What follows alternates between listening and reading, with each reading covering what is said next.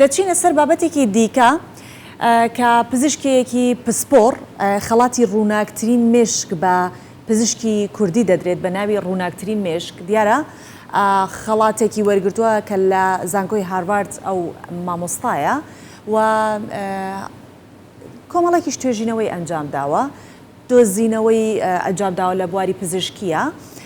و شێرپەنجەی مێشک کە گرنگترینیانە کۆمەترسیدارترینیشە خەڵاتەکە لەسەر ئاستی ڕۆژهەڵاتی ناوەڕاست و باکووری ئەفریقیا بووە بۆ ئەم ساڵی باڵێن 2023 جا دەمانەوێت زیاتر زانیاری وەربگرین لەگەڵ ئەو پزیشکە لە گفتوگۆ بین کە لە ئەمریکاوە لەگەڵمان ناخەکە. باش بەڕێز دکتۆر ئارام گەڵاڵی لە ئەمریکاوە لە ڕێگەی سکایپۆ لەگەڵمان دەبێت. دکتۆر ئارام ئەو کاتت باش لای تۆ پێم وایە بەیانینی وەکو لای ئێمە و کاتت باش زۆر خۆشحاڵین کە دکتۆرێکی کورد ئەمە شانازیە بۆ هەموو کورد بۆ هەموو تاکێکی کوردستان لە هەر چوار پارچەی کوردستان بە هیوام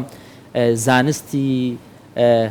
کورد زمان ئەو کەسانی کە کورد زمانن بەردەوام لە بەرەو پێشچوون بن لە هەموو وڵاتانی جیهان شوێن پەنجەیان دیار بێ. پێم خۆشە باسێک لەم خەڵاتەمان بۆ بکەی و لەم لێکۆڵینەوانێک کە ئەنجامت داوە. زۆر سپاس بۆ بەسەرەوەتان زۆر زۆر خۆشحاڵم لە چاری کامێرەکەیەوە کەس و کار و میلەتێکی خۆم ببین. من لە ویلایەتە یەکگرتووەکانی ئەمریکا لێرە خەریکی ناوستیم لەسەر نەخۆشی شێرپەنجە لە کاتێک بڵاو بۆتەوە بە لەشی نەخۆشەکە لاواز بووە کاتیشی زۆر کەماوە جا ئەمانەوێ دەرمانی تازە بۆ ئەو کاتێک نەخۆشەکە بدۆزینەوە هەر بە بۆنەی ئەوە شۆفە خەڵاتێکی ساڵانە کە هارڤەرد دەیدا بەس دابینکراوە لەلایەن حکومی بۆ دەرکەوتووتری کەسی ڕۆژهەڵاتی باش و بەگەتا بەس لە بابەت زانستی پزیشکیە بە خۆشحاڵیەوە وەرمگرت و خۆشحاڵ بووم. باشە دکتۆر ئارام زۆر خۆشە کە نازناوی ڕووناکترین مێشک ئەدرێت بە دکتۆرێکی کورد.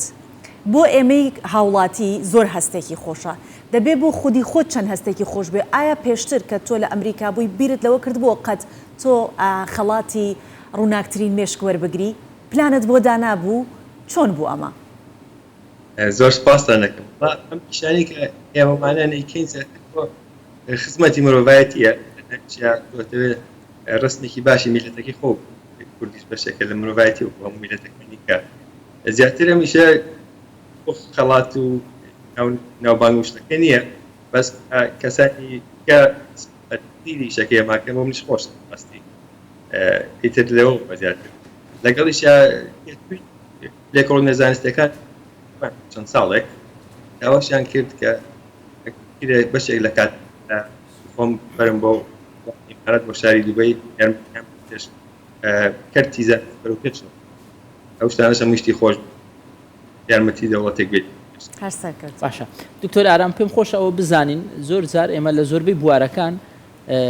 نەتەوەی خۆمان کورد زۆر بە باش نابینین پێمان وایە بەردەوام نەتەوەکانی دیکە لە پێشی ئێمەوان بەڵام هەر ئێمەی دەبینین نمونەی جوانی وەک بەڕێزت دەبێتە ناوێکی زۆر جوان کە هەمومان دەبێت شانازی پێ بکەین. ئێستا دەمێ ئەو بپرسم زانستی پزیشکی کوردی بەلاتۆ چۆنە؟ ئایا پزیشکی کوردیش دەتوانێت شانبەشانی ئەو پزیشکانی کە لە زۆربەی وڵاتانی جیهان هەیە خزمەت بکەوە زانستی پێبێت؟ بەڵێ بێگومان دکتۆری زۆر باشمان هەیە بەداخەوە وڵاتی ئێمە مێژوێکی بە مێژوێکی کورس ئاڕۆشتووە و ئەوای کردووە کە ئەنێ مەجای پێویست نەڕەخسات بۆ زۆر گەنج زۆری باشمان هەیە جارێ لە دایگنۆسە لە تەشخیصەکانمان لە باشەکانی دنیان بەداخەوە لە عیلاجکردنە لە تریتمەنتە تۆزێ قورسترە بێت لەبەرەوەی ئەم دەستانیە بەس لەو پایە مەگرەوان لە باشترین دکتۆرەکانی ناوەڕاستن بە تایبەتیش. بەڵێ دکتۆر ئەم خەڵاتە خۆی بە چ مەرجێک ئەبەخشرێت بە پزیشکان و چەند ساڵ جارێک ئەم خەڵاتە ئەبەخشرێت و دواتر ئەو کەسێک کە خەڵاتەکەی پێ ئەبەخشرێت لەگەڵەوە چ ئیمتیازێکی دیکەی هەیە بۆ نمونە ئەتوانێت چی بکات چ لە وڵاتەکەی خۆی چ لە ئەمریکا یان ئەو وڵاتێکە لی وەریەگرێت خەڵاتەکە؟ بەڵێ ئەم کەسەی کە خەڵات پەرەگرێ ئەبێ دکتۆر زانستی بکات باشترین زانکۆکانی دنیا داهێنانیشی هەبوو ئەمە یەکێ لە شەرتەکانە شەرتی کێشان ئەو نەخۆشیانەی ئیشی لەسەرەکەی کە لە کەڵنیۆنی سەرەکەی یا ئەبێ زۆر گرنگ بن بۆ ڕۆژنامە ناوەڕاست و باکووری ئەفریقا یاخود دەبێ خەڵکەکانی ئەو مەنتیقەیەکدا لەگەڵیشیا یا بە کەسنامە ئەو وڵاتانە ژیان بێت تر من شتەکانی من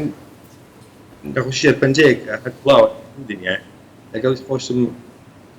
وڵاتی عراقیم یانە کوردستان و شارەکانم تیا بوو هاروەردیش زانستی یەکەم لە ساڵی 2007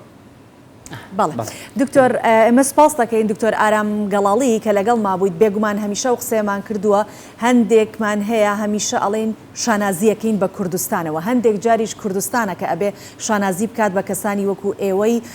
کە ماندوونە ناسانە کار ئەکەن بۆی کە جگەلەوەی خزمەت بە مرۆڤاتی بکەن لە پاڵ ئەوەشە خزمەت بە کورد و هەروەها کوردستانەکەن دووبارە سپاس دەکەین دکتۆر ئارام گەڵاڵی پرۆفسۆری یاریدەدەر لە شێرپەنجە لەگەڵمان بوویت لە ئەمریکاوە. زۆر سپاس دەکەم.